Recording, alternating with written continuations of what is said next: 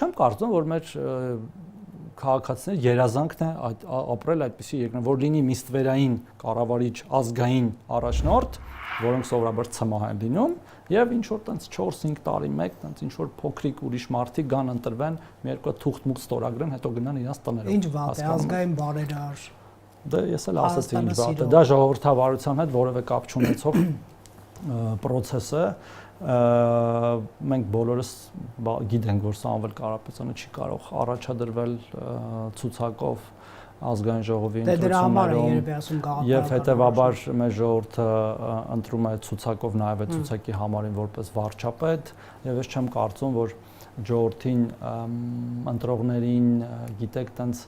ոչ այդքան իմաստուն համարելը կամ իրանց այդքան անընդունակ համարելը լավ արձագանք է գտնելու, որտեղ դուք չեք հասկանում, այնտեղ կարևոր չի առաջի համարը, ով է կարևորը Սամվել Կարապետյանն է, որտեղ ինքն է ասելու առաջի համարին ինչ անի,